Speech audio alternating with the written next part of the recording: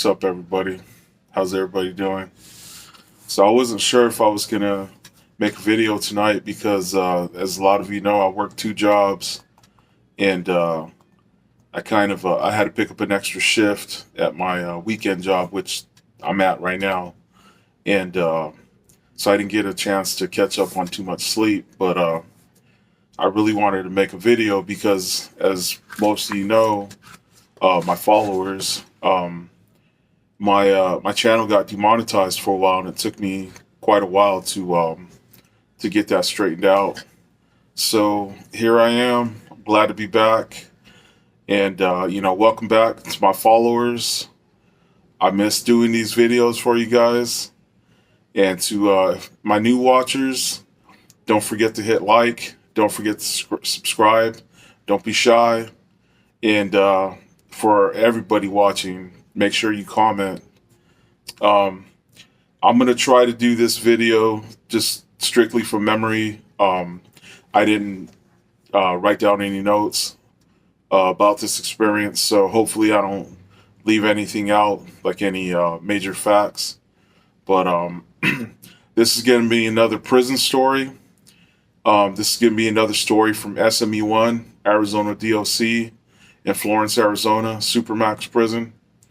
And this was probably like, I say like 96 or 97 when this happened. And, I was a pretty young dude. I was like probably in my early to mid 20s. So this particular experience, I was actually going down to the inmate kitchen at SMU, and real quick, so like as I've explained in a lot of previous videos, SMU 1 CB8 is like the official whatever, like that's what most of the inmates call it, CB8, cell block 8. But anyways, the majority of the inmates there were level 5s, so they weren't allowed to work in the kitchen. So they used to ship in inmates from another yard, from another prison, to come work in our kitchen.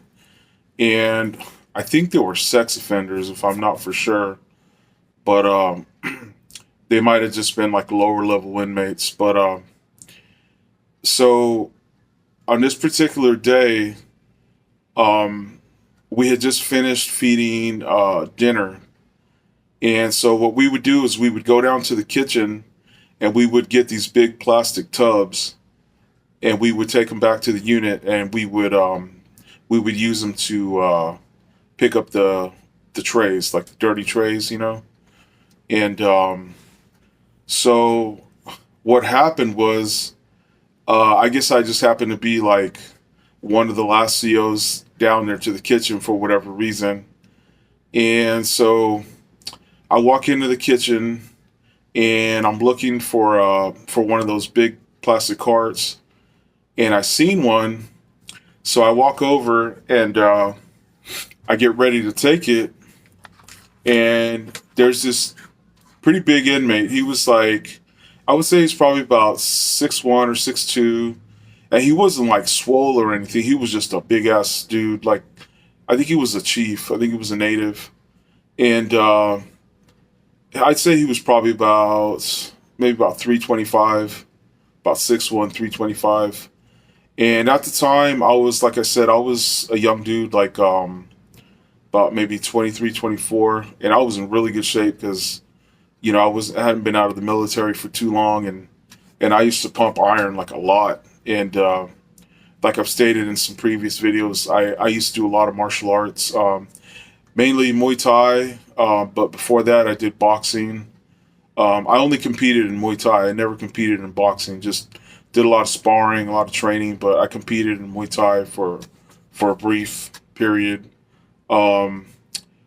Jiu-Jitsu, I did Jiu-Jitsu at Gracie Jiu-Jitsu Academy in my hometown for about 7 or 8 months, and then I used to train at a mixed martial arts gym in Eloy, Arizona, Shout out to the old homies that I used to train with at the Devil's Den in Eloy, Arizona.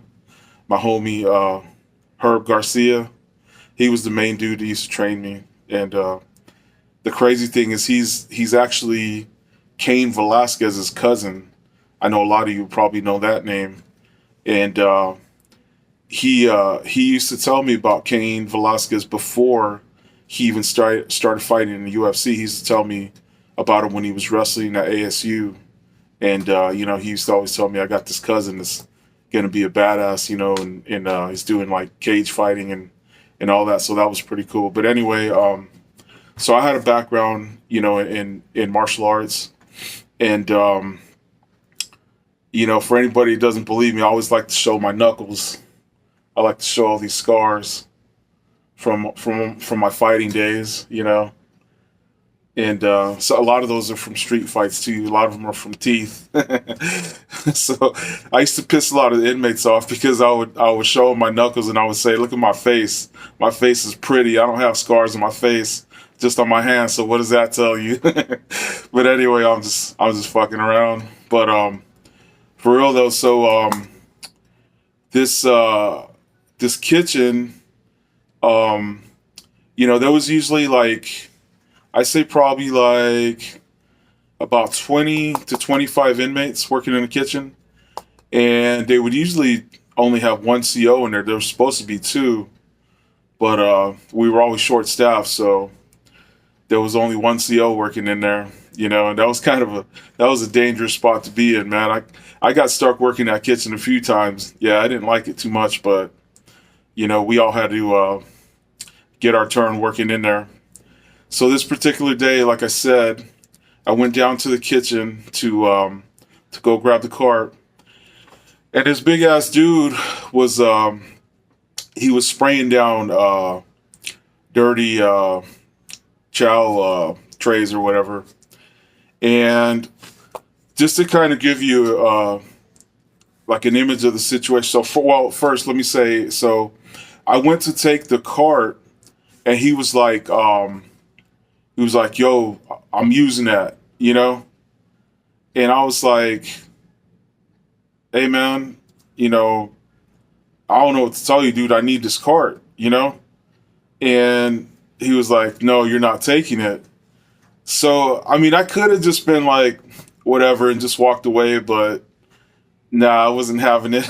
I wasn't going to let this dude tell me I couldn't take it. So basically, I told him, "Hey, I don't think you understand how this works, man. You don't tell me what to do. I tell you what to do, and he was like, "Well, you're not taking it. I'm using it." And maybe I should have taken consideration. Maybe this dude wasn't all there. Like, I don't know what his, issue was, because most inmates would have probably just been like, whatever, But he just, for some reason, like, insisted that I wasn't going to take it, right?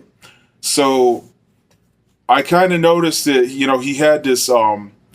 had this spray gun in his hand. It's like connected to the sink, and it's got a cable like that it connects to, and it shoots out a mixture of hot water and soap. So basically, it can be used as a weapon. And so that's what kind of ended up happening, because I saw him kind of holding it like he was getting ready to spray me with it. So it was kind of like a standoff, like a Mexican standoff, I guess is what they call it. So you can even like imagine like some Clint Eastwood music playing or something, because I unsnapped the thing to my pepper mace, and I was like, "Yo, man, you need to turn around and just get back to work, and I'll forget, I'll act like this never happened." And so he was like, again, he insisted. He was like, "No, you're not fucking taking it." So I was like, "Yo, man, like, you're tripping, dude. Like, you need to turn around and get back to work." So right when, like, pretty much when I said that, his arm came up. So it was just like I said, I swear to God, this is exactly how it happened. It was just like a quick draw. So I came up with my pepper spray, and I sprayed him in the eyes, and he sprayed me in the face with the the water spray or whatever. So he sprayed me in the eyes with water and soap. I sprayed him in the face with pepper spray, right? So right after I sprayed him, I reholstered my pepper spray and I told him, get on the fucking ground. And he was like, fuck you, come get me, you know? So he wanted to fight, I guess. I don't know. I guess I really pissed him off because I was trying to take his card. I don't know. Like I said, you know, maybe I could have walked away, but I don't know. It just happened like, you know, pretty fast, right? So I got out my cuffs and I came towards him, you know, and he like basically like took a big wild swing. Like he took like a wide swing like this. So what I did was I shot beneath his punch and I did like a single leg on him, like a wrestling move. So I scooped his front leg and then I tripped his other leg. You know, like if anybody listening is like, you know, did wrestling or jiu-jitsu, they know what I'm talking about, single. So I dropped him, I dumped him on the back of his head and, you know, like his back, right? And so I got the first cuff on, boom. And he started kicking me, like trying to kick me off. And he was trying to hit me with his other hand. So I had my left was free. So I started, you know, I hit him like probably about 2 or 3 times. You know, I mean, he was hitting me. So I probably like, you know, hooked him like probably about 2 or 3 times. And then I tried to get the other cuff on, but he was like just putting up too much of a fight. And then, you know, we were both kind of slippery because we had soap and water and pepper spray on us, right? So right about that moment, I kind of looked to the corner of my eye and I saw the other CO just standing there watching, you know, and he was kind of a newer CO. I was kind of surprised to, you know, even see him working in the kitchen. And he was just standing there like, so I yelled at him, yo, man, activate IMS, dude, what the fuck, you know? Like that's, you know, the thing we used to call on radio for any kind of emergency, right? So it kind of like snapped him out of it, I guess. Oh, and there was a bunch of inmates watching too. They were just watching, you know. Luckily, they didn't jump in, you know, or I would have got fucked up probably because I was focused on this dude, you know. So, and you know, just real quick, like I was gonna kind of do a little intro to this, but I kind of forgot, like I said, because I didn't do any notes. Like I was a CO for about 17 years, and you know, I was at Arizona DOC at the supermax for about 5 of those years, and then the other time, about 12, 13 years, I was at Corrections Corporation of America, a private prison at CADC, Central Arizona Detention Center, also in Florence. And like I've said before, it was a contract, like U.S. Marshal contract, ICE, Homeland Security, and then like various state contracts, you know. But so like the reason I brought that up is because I had a lot of crazy experiences, a lot of physical, like having to take inmates down or like doing cell extractions. And the majority of the time I was on shield. I was usually shield man. I did a lot of those, breaking up a lot of fights. But I can think like pretty sure this was like the only time that I really just actually went toe to toe with an inmate. Because most COs will tell you like, you know, that's pretty rare. Like usually it's like, it just happens so fast. You know, it's usually like, it's usually not one-on-one like that, you know, but yeah, I think, you know, I'm pretty sure this was like the only time that I actually like one-on-one, like, just had a like straight up, you know, throw down with an inmate like that or a convict, you know. But so anyway, dude snapped out of it. He called it on the radio, you know, he activated IMS. So within like, I would say within like 30 seconds, man, the response was quick.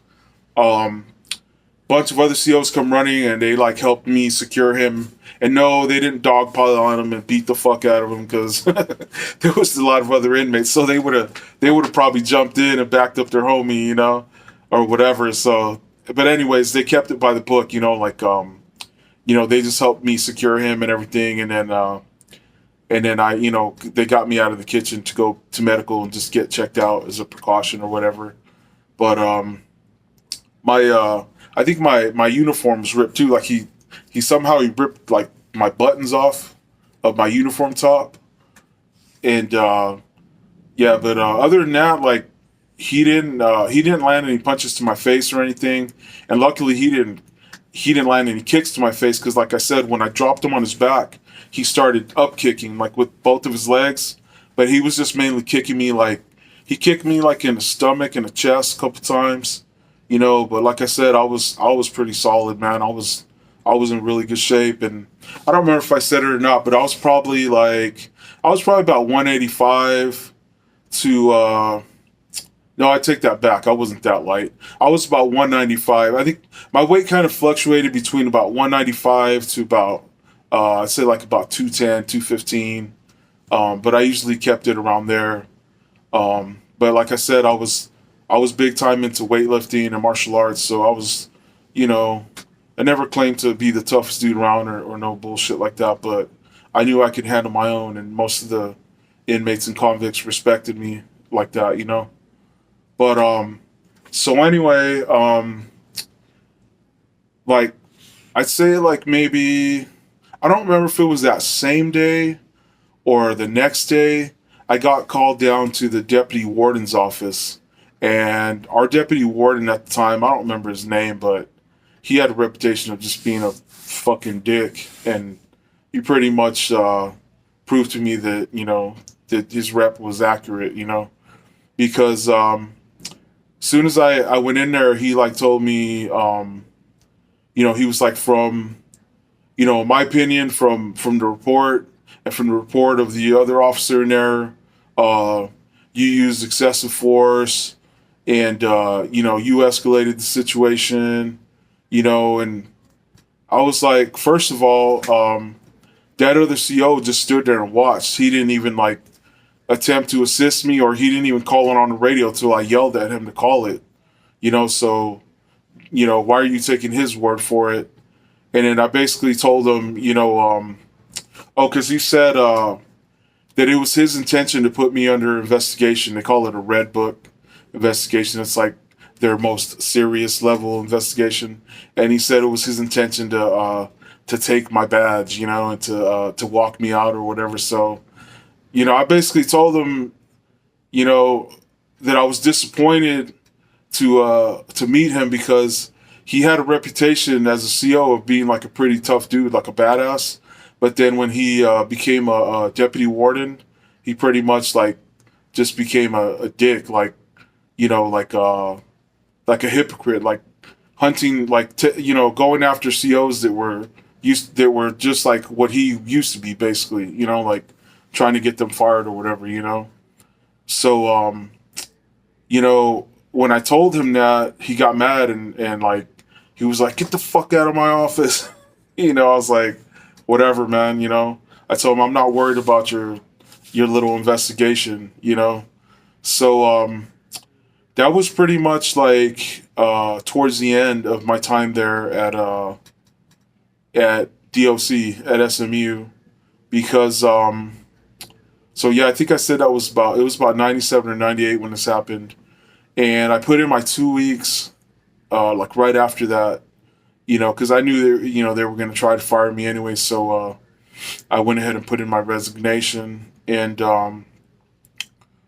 so like they tried to rush me through the investigation, and I remember they called me in there for it, and I wasn't worried about it because I was resigning anyway. But I remember the investigator, he was trying to be like all like serious, and like he was trying to like I guess scare me or whatever, and so he like starts asking me just like these basic questions, and then he's like, are you aware that this is a red book investigation? This is a very serious matter, and I just kind of laughed. I was like, whatever, dude. I was like, do your little fucking interview or whatever. I said, I'm not worried about it. I'm fucking quitting anyway, And he got all pissed off, and he was like, you think this is a joke? He's like, are you aware that you're being recorded right now, or, some bullshit? And I was like, I don't care, man. I was like, I ain't fucking worried about it, man, So, he was all pissed off, and I just kind of went through the interrogation or whatever it was. Like, I mean, I was a little bit worried, but not really, because I figured, they can't really do anything to me. But so anyway, so I ended up quitting like a week sooner. So like I didn't complete my 2 weeks. I was like, fuck this, I'm out. So I just went to like there was like a different location. It was like I don't know, they took care of like all the HR stuff, like paperwork and all that. So I just went there and I let them know I was bouncing, right? So that I wasn't gonna finish my 2 weeks. So I I went to this is when I started doing security at my the high school that I graduated from in my hometown, and that was kind of interesting too, because when I went to that high school, I was I wouldn't say I was a troublemaker, but I got in a lot of fights. That was my thing. Is I love to fight. I wasn't like a shit starter. Like, I didn't like to fight, but I mean I did like to fight, but I didn't like to start fights. But I never backed out of them. You know what I'm saying? Like, I never backed down from one.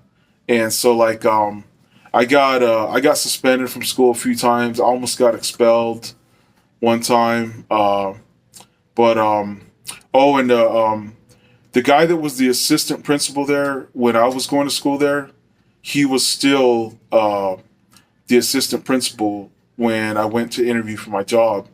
So it's funny because when I was a student there at at the high school in my hometown, he had actually called me into his office one time and accused me of being a drug dealer, of selling drugs. And it wasn't me. It was actually one of my best friends that was slanging, right? And of course, I didn't snitch on him. But I remember he called me into his office. He's like, I have information that you're selling drugs on my campus. And I was like, nope. I was like, your information is wrong. But actually, as a matter of fact, I think the reason that people that I because there was snitches there at the school. There was actually undercover cops, and I don't know if I should tell this during this story, but I was actually gonna do another video about this. I'll just say real quick, there was an undercover cop that they put in my math class, and it was a female, and I remember they put her right in front of me, and I remember like the very first day they put her in there, she like turned around and she started talking to me. And I mean, she looked like a student. Like, I didn't think anything of it, but she was asking me for weed. Where I could get weed, right? And so like I remember thinking that's weird, man. I don't know this girl. She's new at our school and she's like asking me for weed. And there's a lot more to that story, but I might save it for another video.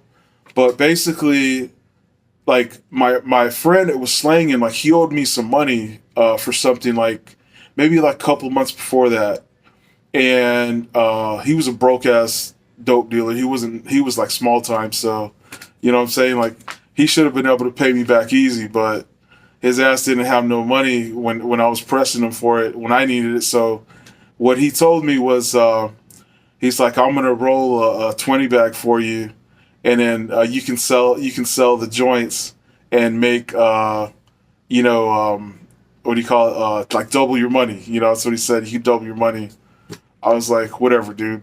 So he actually ended up rolling it and selling it for me, and then just giving me the money. So I never actually, hey, I'm innocent. I never actually sold anything. You know what I'm saying? For any official people listening, I never sold nothing. So, so that's why I think they were thinking that I was a dope dealer, right? That I was slanging. So this principal called me into his office, and he searched my backpack, asked me to empty my pockets and all this. And then I remember thinking, man, I hope my homie doesn't have anything in our locker, because I used to always tell him, man, you better not ever keep none of your shit in our locker, because we used to share lockers. And yes, back then, this was when everybody had a locker. So anyway, because he told me right now your locker's being searched. He's like, so we'll see what's what. But anyway, So it was that same principle. So when I came to interview for the high school to do campus security, he was like kind of like surprised, but happily surprised to see me. And because I had just like got back from my military training from the Army Reserve, and so I was all fit and clean cut and everything. So he was pretty happy to see me. He shook my hand and was like, "I see you're doing good, man. You took the right path or whatever." I don't remember his exact words, but he was pretty happy, about it. But anyway, so about 3 months into my new job doing campus security at the high school, um, I got a letter from DOC, and I was like, "Oh shit!" So I started reading it, and it was like saying it would be in your best interest to cooperate with this ongoing Red Book investigation, And so I was like, "Oh man," I was like, "Fuck," I wonder if I should respond to this. So I had become pretty good friends with the RSO, the school resource officer there at the school. He was a big giant motherfucker, about 6'5", big corn-fed motherfucker, but he was cool as hell. And so I showed him the letter. I was like, "Yo, KJ," those are his initials. I said, "Man, read this. Tell me what you think."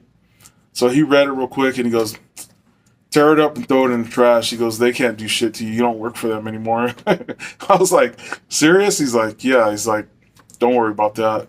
So I did I shredded that motherfucker and, put that shit behind me.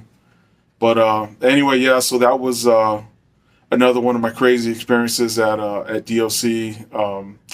Went toe to toe with the big ass inmate, and came out okay. So anyway, hope you guys enjoyed that story. And like I said, I'm glad to be back. Don't forget to hit like. Don't forget to subscribe. And till the next one, your homie, Big Cisco. Peace.